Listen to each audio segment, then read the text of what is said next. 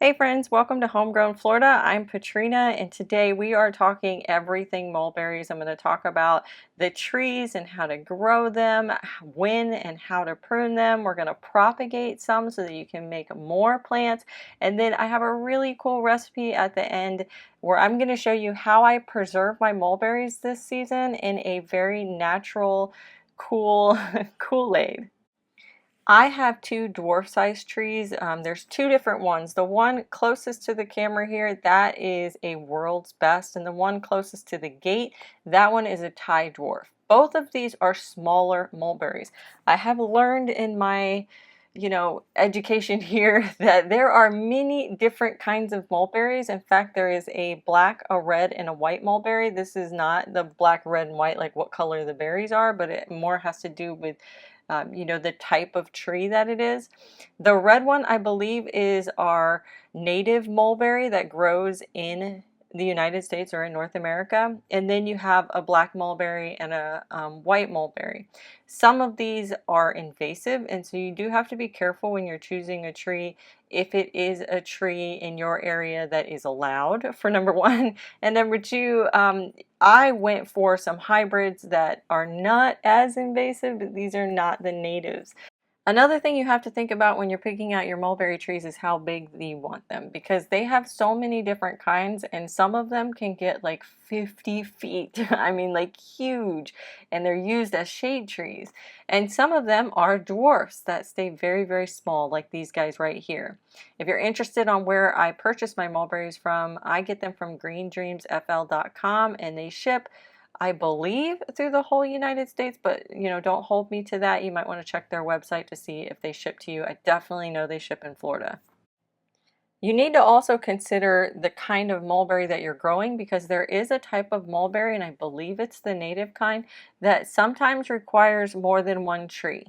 So they have male types of trees and females types of trees. I don't have this kind of tree. My tree is self-pollinating, meaning that I didn't even need to. I got to because I wanted to have more berries. But they don't pollinate each other. It doesn't, I mean, it always helps to have different trees of the same type or different varieties of the same type. It's going to increase your productivity, but it's not necessary with the type of mulberry trees I have. But there are mulberry trees that do require it. So it's possible that you could get a mulberry tree and it's a male and it's not going to produce fruit. So make sure you know exactly what variety you're getting and whether or not it's self-pollinating.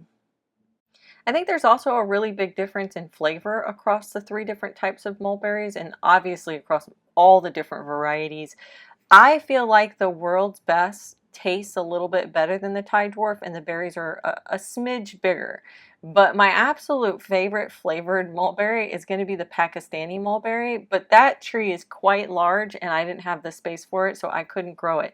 So there are a lot of different flavors, and some of them are kind of bland and some of them are very flavorful. So you definitely want to do your research to make sure that you're picking the tree that's going to fit in your environment the best, as well as have the most flavor. Now, when these trees fruit, they put off a lot of fruit. And the best way to know that you're picking them at the correct time is this method that I'm showing right here, where I basically put sheets underneath the tree and then I shook the trees and the ripe mulberries kind of fell off into the sheets, and then I bunched them all together and I just kind of go through them and get rid of any of the leaves or if any unripened berries fell off. The unripened berries are going to be like red or light red or even white sometimes, and the ripe mulberries are going to be black. If you pick them off the tree, there is a chance that you'll be picking mulberries that are not completely ripe, because they fall off the tree when they are completely ripe. And if they're not completely ripe, you're going to get more of a sour, tangy sour taste than you are going to get the sweet taste. If you want the raspberry flavor, you really want them to fall off the tree. But if you're okay with a little sweet and sour situation going on, you can pick them. Just make sure to pick them when they're black. I hear that there's a lot of stomach upset if you pick them when they are red, and I wouldn't want that for you. It's time to prune my mulberry. It just finished fruiting, so we're going to take this down quite a bit because I like to keep my trees very small, very dwarf size. I often get asked when is the best time to prune a mulberry, and I would say anytime, honestly, in Florida at least. I've always found that I can prune them all year round, and I honestly do prune them at least 3 times a year. Mine have a very small space, and I'm keeping them very short, and these guys are fast growers. So I do have to prune them more regularly than maybe if you were going to allow your tree to get a little bit bigger. The cool thing about mulberries, and I have learned this through the years and from my friend Jacqueline over at the Wild Floridian, she did a little experiment where she took her tree down to nothing. I mean, she cut and then she defoliated or removed all the leaves off the tree. And within 60 days, she had basically a new flush of leaves and a new flush of berries. So I've done that before. I'm not going to do that today. It's a little excessive, but I am pruning back what looks to be like about 2/3 of the tree. They can handle it. I mean, guys, they can handle being pruned very aggressively. So the first thing that I do when I prune them is I'm taking off the height and the width because I want to bring them down to a more manageable size. You can see how close the fence is, and my house is right on the other side of that flower bed that you see on the right side of the screen there. It's not a big distance for these trees to grow, and it's very difficult for us to kind of get in here and manage like the grass and weeding and stuff like that when these trees are really big and bulky. So I always bring them down to about 4 feet, and then I thin out the branches because I really want them to kind of grow almost like a bush. Most of the time when you're pruning a fruit tree in general, you don't want to take more than 1/3 of the tree at a time because it is detrimental to the health of the tree. These guys grow so aggressively that I have never found that to be true when it comes to mulberries. But obviously don't take this direction for your other fruit trees. You need to be more conservative with those. So right here, I'm doing some thinning cuts, I guess. The last cuts would have been considered heading cuts. These are what would be considered thinning cuts. So I'm basically cutting the lower branches here, mainly for airflow and disease. I just don't like them to have a lot of lower branches. I want them to go, about 2.5 feet up and then start branching out. And then I thin some of the canopy here as well. I'm specifically looking for branches that are not growing appropriately. So this seems to be like really common with my mulberry trees. I don't know, maybe it's common with all mulberry trees, but they have this weird thing where like some of the branches will, instead of just growing outward like you would expect, they kind of do this thing where they'll like curve around each other and like come up through the center, and they do all these weird things. So I always cut those off because I don't want them to have such a heavy load of berries and not be the appropriate angle out away from the tree and then break branches. It's one thing for me to be chopping a bunch of branches off. It's another for the tree to break a branch and partially have an open wound and those kinds of things. I'd rather control that. You'll notice what I'm doing here is I'm pulling a little David the Good here by when I cut these branches off. I put them down, and those branches and those leaves are going to just decompose right underneath the tree and feed the tree. This is kind of a thing with David the Good. If you've ever watched his channel, he does a grocery row garden, and a lot of the times he will chop down the tops of his fruit trees and some of his plants and just leave those branches in the bottom to compost in place and feed the plant. I think it's exceptional to do it this way. It's also like really easy to clean up. And I've found that, you almost don't even have to put down any kind of fertilizer for these trees. They don't seem to need heavy feed, so just giving them back some of their branches to break down in compost seems to be enough for them. So now that I've kind of gotten this guy almost all the way thinned out to my liking, I'm going to share with you what he looks like now.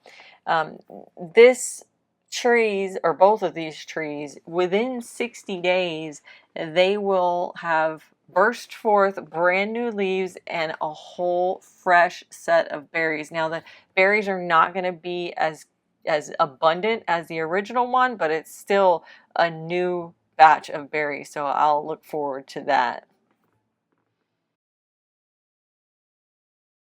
Since we have cut off so many of the branches, this is a perfect time to do some propagation, and I'm going to do some propagation just through some cuttings. And propagation just means to make another plant. You could do propagation from seed, which is how we traditionally grow a lot of our vegetables, right? We make another plant by planting seed. But another way to propagate is through cuttings. This is kind of that next level. So once you've gotten into seed starting and you like that, then you can start maybe getting into some cuttings, maybe some air layering. Then there's grafting. There's like a lot of really fun things that you can do. Now with this one, all I'm attempting to do is make another mulberry tree for each one of them. So I took a good sized branch and I'm taking some cuttings. So I just take one cut, I take off all the little leaves except for a couple at the top, and then I cut it at about 6 inches, and then I put it in some moist soil. I did notice a big difference between the cuttings that I made for the Thai dwarf and the cuttings that I made for the world's best. And that was when I used the world's best, it was like green stems. So it was all new growth, and those seemed to do the best. I think I got out of the 3 that I put in 1 cup, 2 of them survived and created, a brand new tree. Whereas with the Thai dwarf, I used older stems, which would be brown or black stems, instead of the brand new ones that are green, and those had a much harder time of taking. This is really common with cuttings, is when you use new growth, typically it roots faster than if you use a woody hard growth, because the woody hard growth has a hard time creating roots as well as the softer green growth. So that's just something to think about when you're doing it. It's not impossible to do it from woody growth or the dark stems, because I still had 1 take, but there's a higher failure rate when you do it that way. Now, my goal was only to create a new plant for each one of these. It's mainly designed as my backup plant. I do this with a lot of my plants. I always have like a cutting or something that's growing in a smaller pot, just in case something ever takes these out, right? We got hurricane season coming up. So if one of them gets uprooted or ripped out or damaged to the point that it won't grow back, which is highly unlikely for a mulberry tree, but if that happens, I have these cuttings. And so what I'm doing here is I am putting 3 cuttings in 1 cup because I really only want 1 tree. So I'm trying to basically, I'm running the numbers here of odds, right? Cuttings don't always take, so don't just do 1. Always do a minimum of 3, and then you have a 1/3 chance of one of them taking. Now you don't have to put them in the same cup. I'm doing this because I know I want to end up with just 1. So I don't care. Whichever one works out, great. I can leave it in that cup. But if, 2 of them work out, I have to choose one that's going to be eliminated and leave the other one. If I didn't put them all in 1 cup, then, or if I, spread them across 6 cups here, then I'm dealing with having to manage 6 cups when I would much rather just manage 2 cups. I hope that makes sense. So I keep them watered really, really well. I keep them actually in the shaded spot. They never went out into the sun until they started growing. I find that cuttings do very well when they're shaded for a while because our sun is very tough on them. And if you give them lots of shade, they'll have a better chance of taking. Here we are 1 week out, and I'm just kind of showing you not much is happening. Some of the leaves are dying off. I don't see any roots yet. This is the Thai dwarf, the one with the woody stems, and I was like, oh man, I'm not sure either one of them are going to work. There's no roots, and there was no new growth, and all the leaves have died off. Here we are at 2 weeks. The world's best kind of looks the same. I'm seeing what might be a little bit of roots happening. Thai dwarf looks terrible, but the ones over to the right, they look a little bit lighter and there's some green tips. That is a good sign that one of them might take. But here we are 4 weeks later with some great news.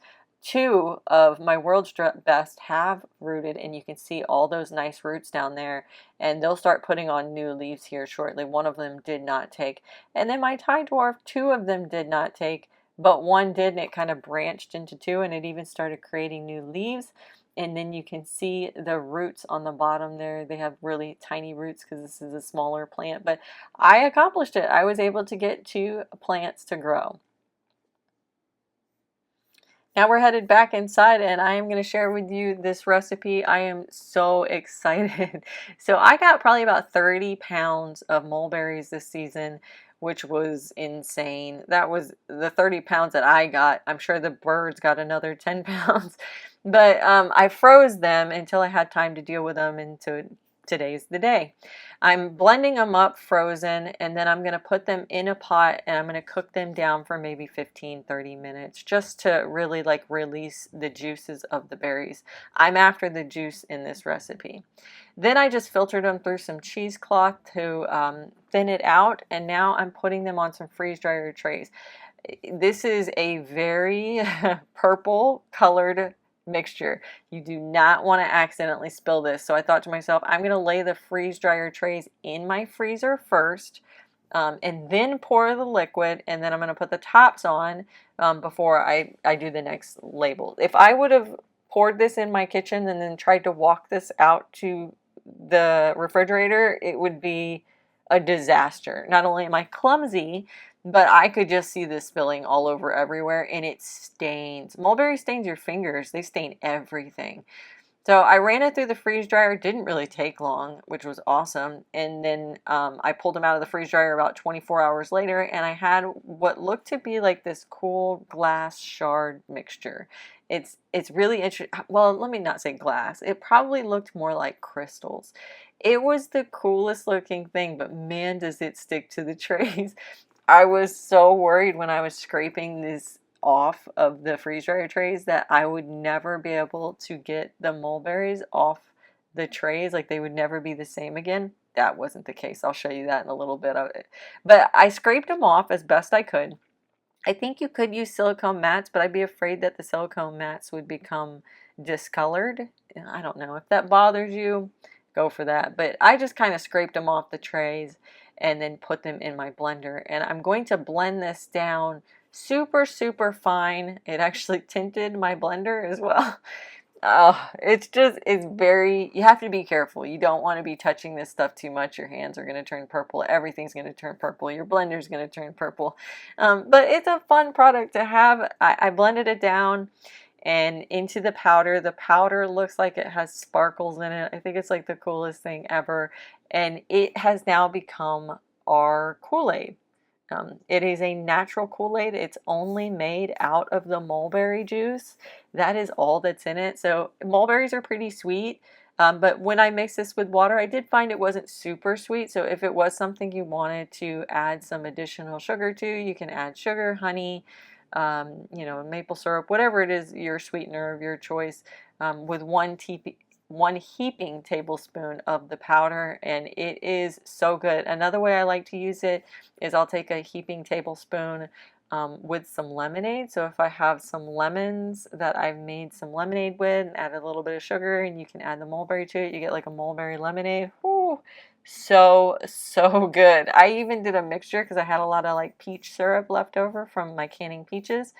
And so I've mixed it with peach juice and mulberries. Like I'm mixing all kinds of stuff. It is so good. It's pretty amazing. It's kind of wild to me that 30 pounds of berries fit into 2 little jars. Now let me show you how it ended up cleaning these mulberries, because I was thinking that when I started to wash these that nothing would come out.